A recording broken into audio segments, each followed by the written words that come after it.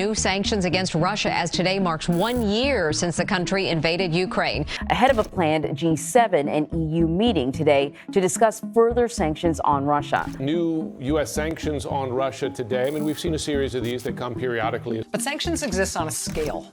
If it's sort of 0 to 100, where are we on that scale?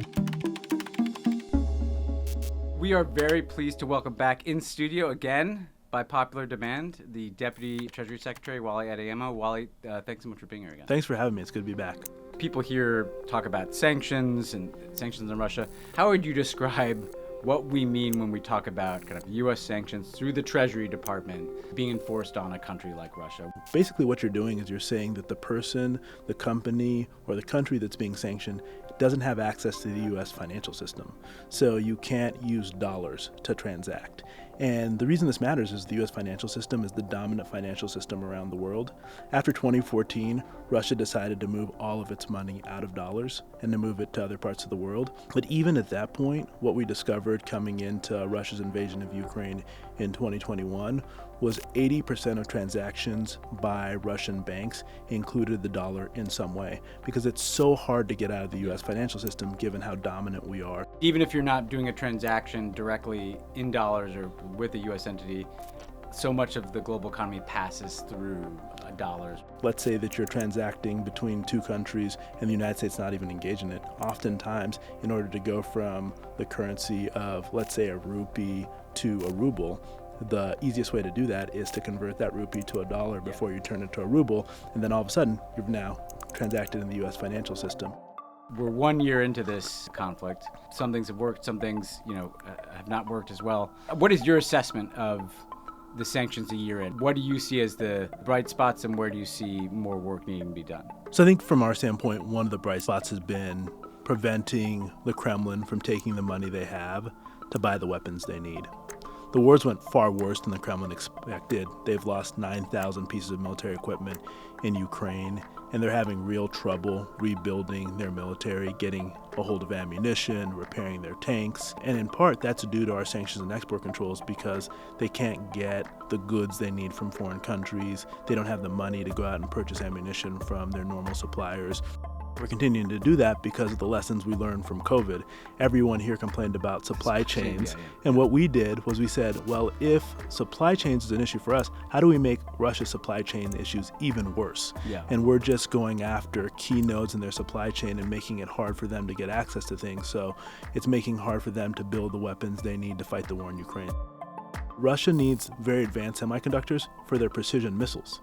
And they can only buy those semiconductors from certain countries because they're only made by countries like the United States, Taiwan, South Korea. China does not make these advanced semiconductors. So by saying that you can't sell those semiconductors to Russia, it prevents them from being able to build these precision missiles. These are all people that are all on board with the sanctions. So when you guys put out none of these advanced semiconductors, Russia, those people are cooperating. Yeah, and I think the thing we're trying to do now is prevent other countries from buying the semiconductors from us and then in some way shipping them to Russia through third countries.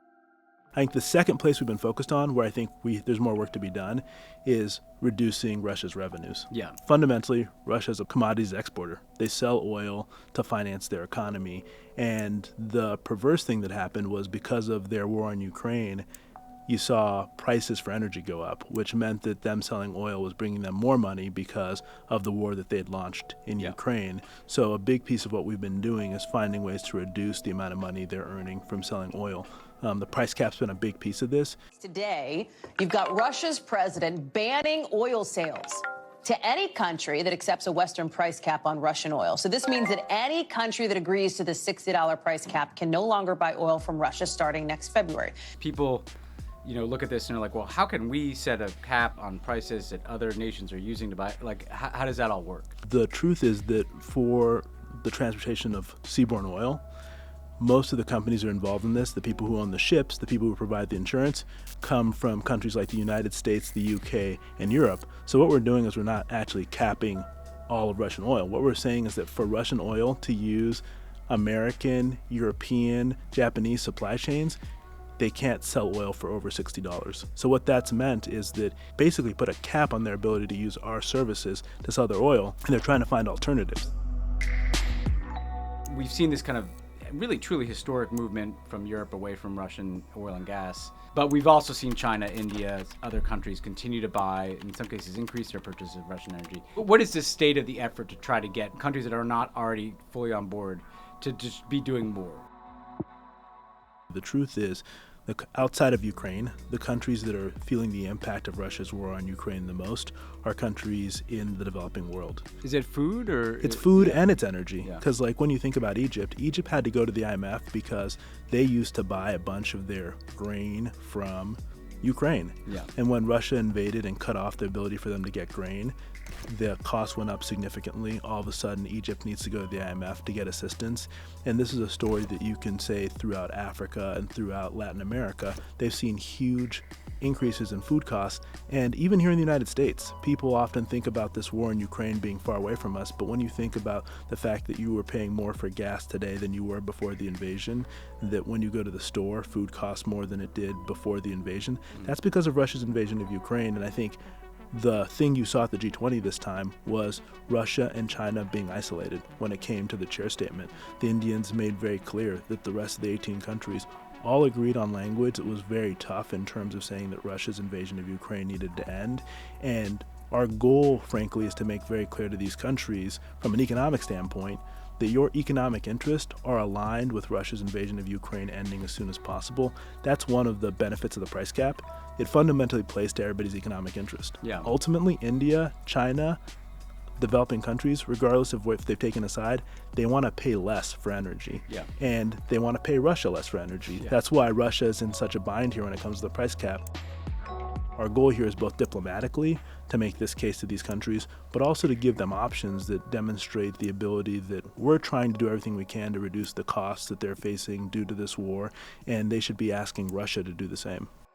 I've been somewhat critical in the past about the overuse of sanctions as a tool. You got Iran sanctions, you got Cuba sanctions, you've got Sudan sanctions, you've got some China sanctions, you've had Russia sanctions since before the war. You're designating these people here and there. Is there a problem where the past overuse of sanctions makes it harder to get countries because they have some fatigue with this tool? That's a way of doing something without having to use military force. But I do think you're right. It comes at a cost, both an economic cost to the fact that when you see de-risking in countries in places like Latin America and Africa due to sanctions, that comes at a cost in terms of people being able to get access to the things that they need. The way to make them work better going forward is to do a few things we've done in the Russia context. Yeah. Be clear about what's our foreign policy objective here. And here in the Russia context, we have two of them. One, stop him from using the money he has to get the weapons he needs. And two, to reduce his revenues. Yeah. You never hear us say that we want to hurt the people of Russia who are innocently being taken advantage of by this regime.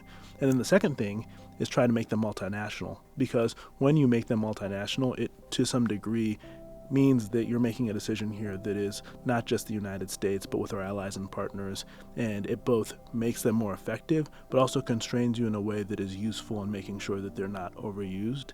And then the third one is always make sure they're reversible. Like, what is the behavior you're actually trying to change? The best way to make sure that doesn't happen is to have a clear criteria about when they're going to be used and when they're not going to be used.